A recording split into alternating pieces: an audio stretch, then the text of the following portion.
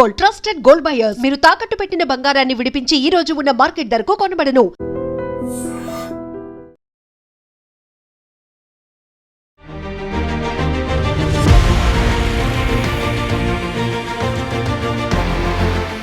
కేవలం యాక్సిడెంట్ తర్వాత ఇక్కడికే మార్చురీ దగ్గరగా అందరి మృతదేహాలను అయితే తీసుకొచ్చారు. ప్రస్తుతం మన ముందు మార్చురీ దగ్గర వాళ్ళ సంబంధికులందరూ కూడా మార్చురీ లోపల ఉన్నారు.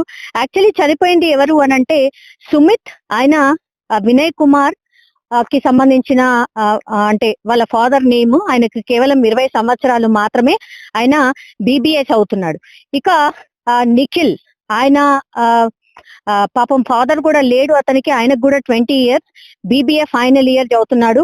అండ్ ఇంకోటి బల్మురి రోహిత్, ఆయన విద్యాసాగర్ రావు, వాళ్ళ ఫాదర్ పేరు వచ్చేసి అండ్ 18 years మాత్రమే, ఇంజనీరింగ్ స్టూడెంట్, MGIT లో చదువుతున్నాడు.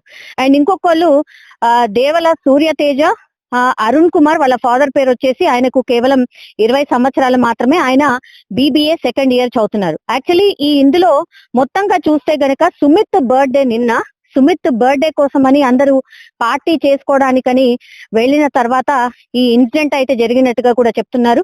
సో ప్రస్తుతం మన ముందు మార్చురీ దగ్గర అందరూ వాళ్ళ పేరెంట్స్ కి సంబంధికుల అందరూ కూడా ఈ మార్చురీ లోపలనే ఉన్నారు. సో వాళ్ళు ఒకటే చెప్తున్నారు, మా పిల్లలు పాపం బర్త్డే పార్టీకి అని వెళ్ళి వచ్చిన తర్వాత ఇన్సిడెంట్ అయితే జరిగింది. సో కంప్లీట్లీ మాకు కూడా తెలీదు, ఇట్లా జరుగుతుందని మేము కూడా అనుకోలేదు అన్నటువంటి ఒపీనియన్ తోని వాళ్ళు కూడా ఉన్నటువంటి సిచ్యువేషన్ అయితే కనిపిస్తోంది. మార్చురీలో వాళ్ళ పోస్ట్ మార్టం జరిగిన తర్వాత మాత్రం వాళ్ళ కుటుంబీకులందరూ వాళ్ళ స్వస్థలాలకు వెళ్ళి వాళ్ళ పిల్లల అంత్యక్రియలకు సంబంధించిన ఏర్పాట్లు అయితే జరుగుతున్నాయి. కానీ ఎవరు ఎక్స్పెక్ట్ చేయనటువంటి ఇన్సిడెంట్ అని కూడా మనం చెప్పొచ్చు. యాక్చువల్లీ ఎవరు కూడా అనుకోరు ఇట్లా జరుగుతుంది అని.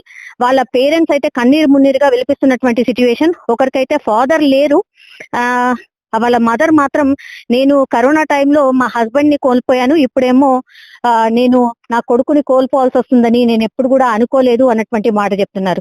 సో మార్చురీ దగ్గర మాత్రం పూర్తిగా ఒక నిశ్శబ్ద వాతావరణం అయితే కనిపిస్తోంది. మరి కాసేపట్లోనే వాళ్ళ పోస్ట్ మార్టం అంతా కూడా పూర్తి చేసి వాళ్ళ స్వస్థలాలకు తీసుకెళ్లి వాళ్ళ అంత్యక్రియలకు సంబంధించిన ఏర్పాట్లు అయితే జరుగుతున్నాయి.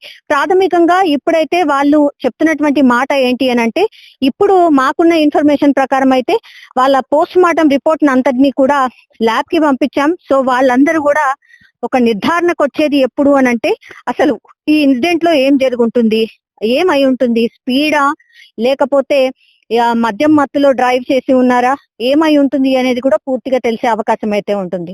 ఇంకొకరు నక్షత్ర మాత్రమే ఇందులో బతికున్నారు. ఆమెని ఒక ప్రైవేట్ హాస్పిటల్ దగ్గర ట్రీట్మెంట్ తీసుకుంటున్నారు కాబట్టి ఆమె కూడా ఒకటే చెప్తున్నారు, వాళ్ళ సిస్టర్ మాట్లాడింది, ఆమె మాత్రం ట్రీట్మెంట్ తీసుకుంటున్న సిచ్యువేషన్. చాలా మంది కూడా వాళ్ళ కుటుంబీకులు కూడా ఇక్కడికి వచ్చి ఇంకా కూడా ఇక్కడే ఉన్నారేమో అన్నటువంటి దాంతో చాలా మంది ఇక్కడికి వస్తున్నటువంటి పరిస్థితి అయితే కనిపిస్తోంది.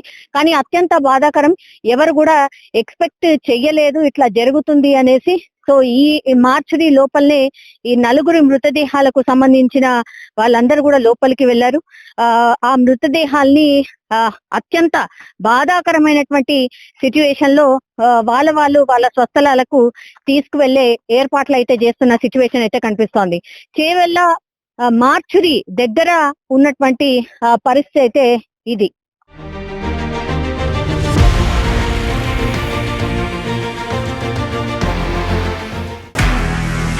నిజంగా ప్రస్తుతం ఉన్నటువంటి సమాజం దేనికి ప్రయారిటీ ఇస్తుంది?